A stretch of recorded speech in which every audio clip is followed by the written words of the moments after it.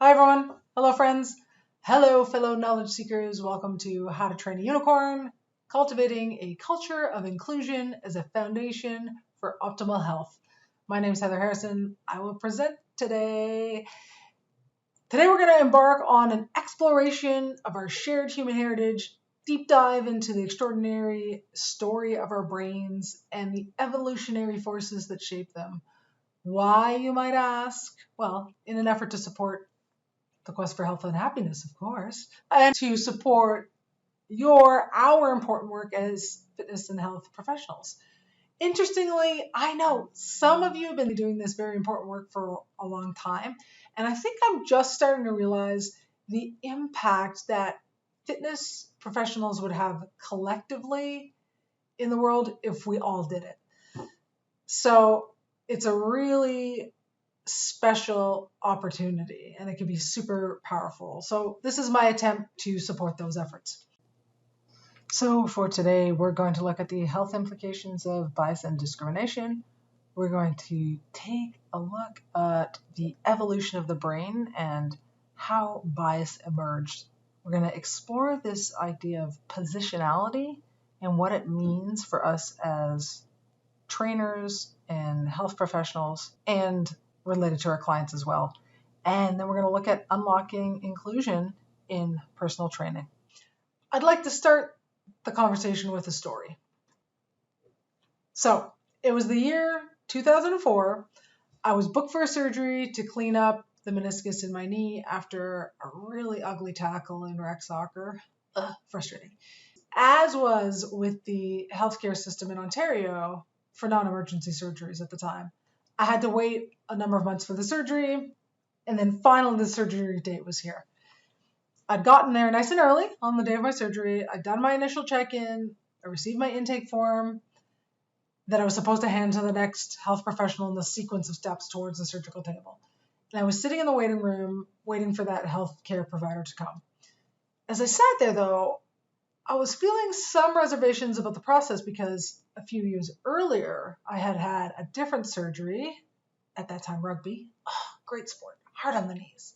I had a not so good yet very memorable interaction with a healthcare provider in that particular hospital. So let's go back to that time.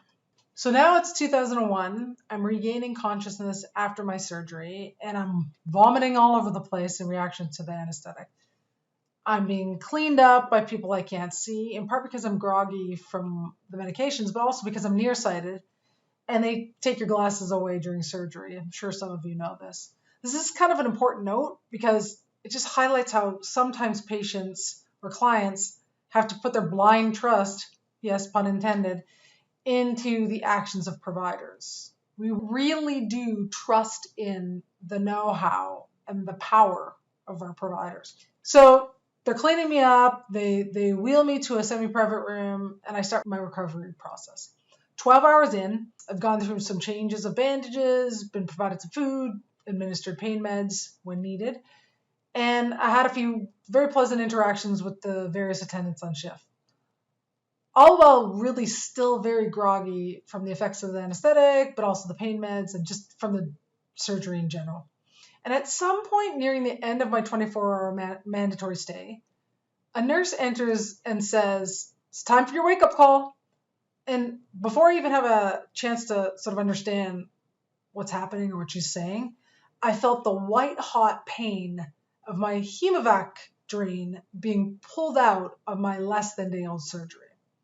So for those of you who don't know what a hemovac drain is, it's basically a plastic tube that's placed under your skin during surgery so any excess fluids that might build up in the area can drain out. And the device is typically stitched in by like 1 or 2 stitches. So I remember, despite not having a whole lot of energy post-surgery, once that happened, I felt my body just like leap up in reaction. Tears sprung to my eyes. And the nurse kind of looked at me a bit surprised and just kind of finished up quickly and left. I buried my face in my pillow in anger and just kind of tried to ride it out. So to be clear, there was like no apology, nothing. And here's the kicker. Later, she returned while I was still groggy and sitting in a chair waiting for my friend to come and take me home. And she walks up to me and puts her face like an inch away from mine and starts to berate me in like a really quiet but venomous tone. And she says, "You're acting like a little boy." And I was like so confused and nauseous just from the drugs and whatnot. And I'm like, what? Really kind of snide because I'm like, lady, what are you doing? And she says, "What are you, a little boy?" Luckily, my friend who was there to transport me home finally entered the scene. And the interaction stopped. And she kind of looked over at him and then said nothing and left the room. He helped me get into a wheelchair. He walked me up to the car. We didn't really talk about it. At the time, I was younger, and I guess I was just sort of conditioned to default to authority figures, or I thought I deserved it or somehow. I don't know. So I just went home, threw myself into the Buffy the Vampire Slayer between naps, and recovered. So let's go back to 2004. Here I am, waiting on my second surgery, and all of that content from this previous time is like running around in the back of my mind. The time came, my name was called, I stood up, I walked to the healthcare provider, who was a nurse, and handed her my intake form. She took my paper, looked at me, looked me up and down, then back at my form, rereading my personal information, and said, "Where's the patient?" And I said, "I am the patient." And with a bit of an edge, I added, "Why?" She paused for a minute. It was like she was trying to decide if she should say something. And then she replied, without looking at me, "Oh, I was looking for a lady." This was my interaction.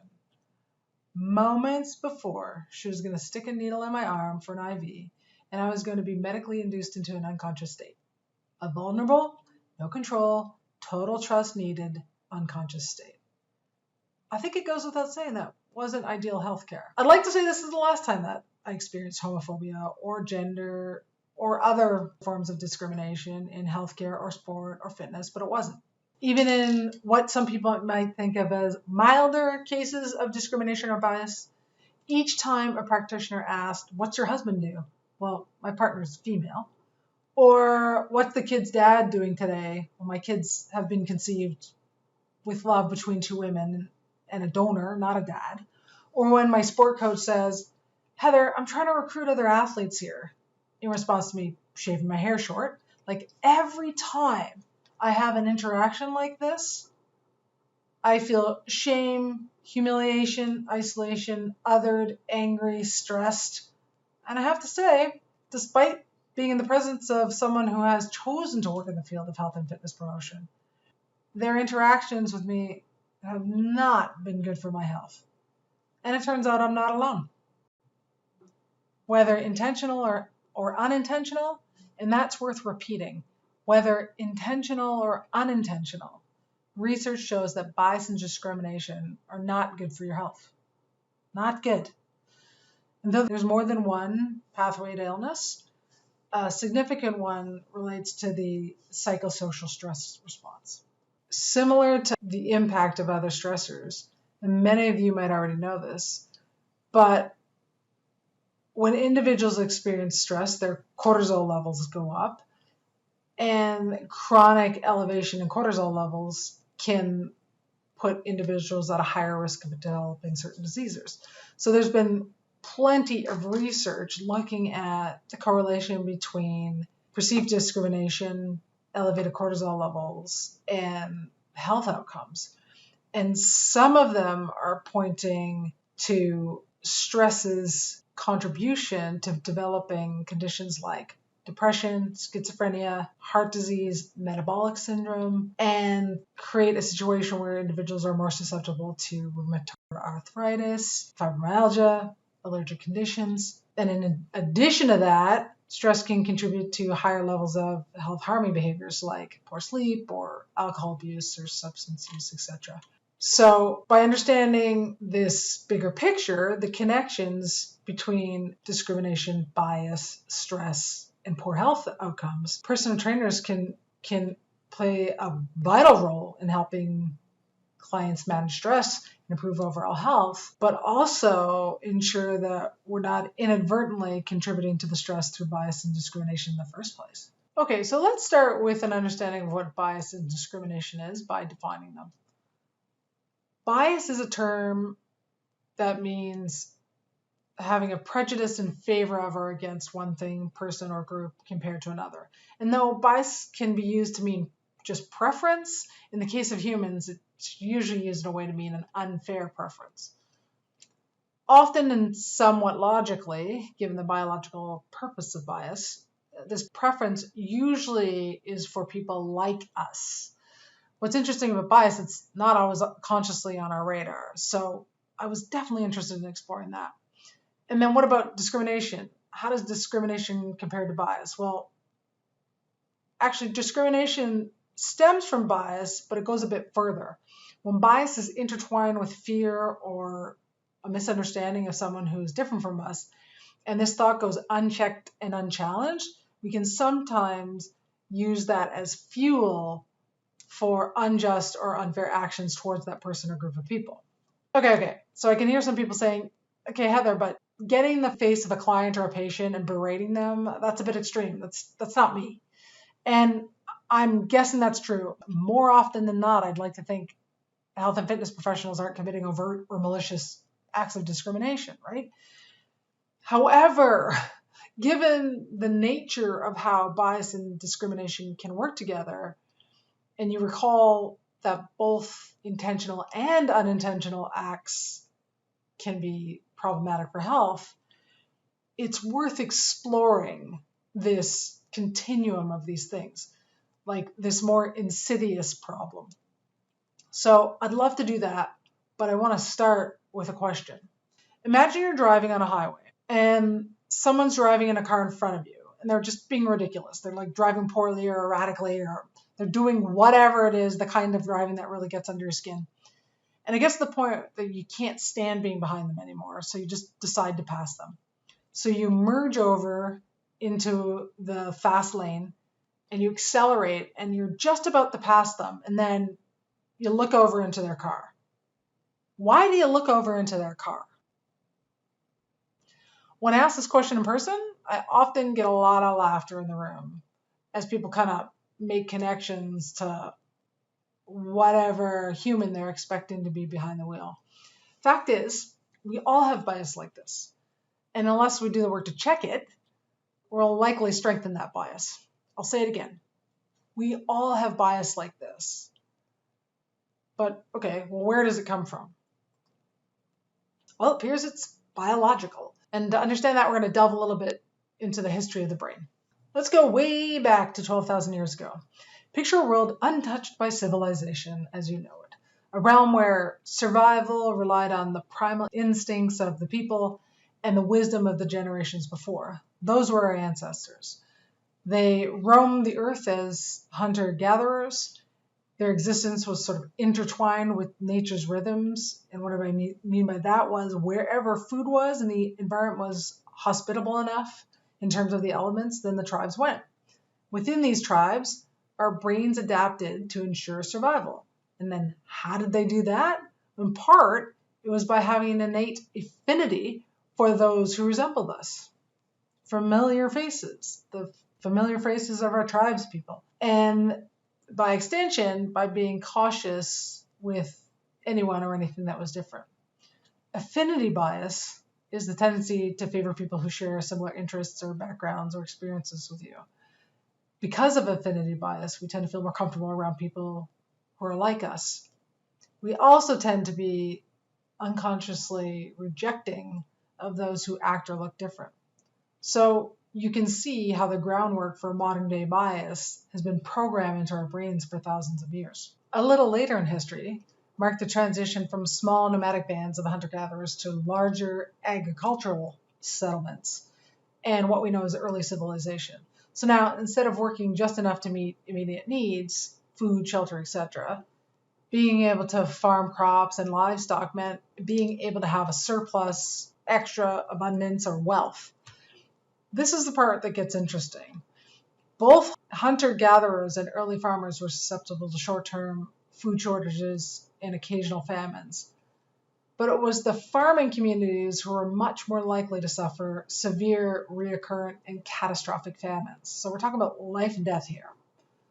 Well, how is that? Because nomadic people had to work hard and find and catch their food.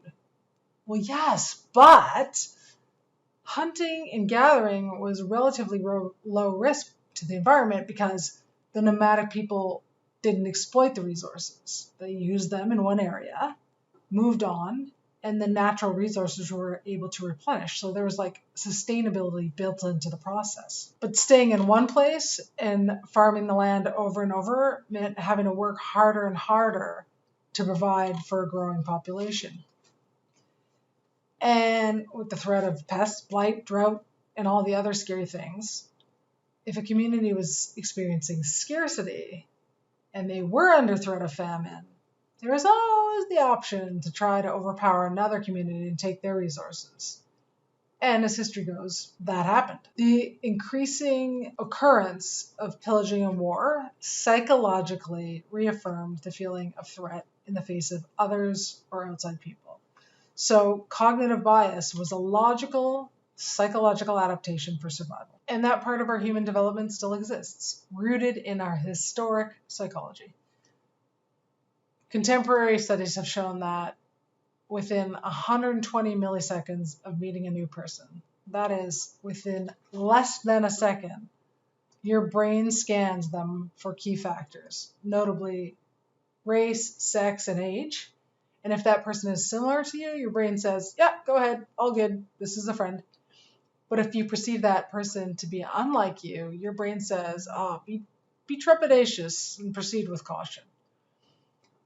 As I indicated previously, most of this is taking place completely under your radar.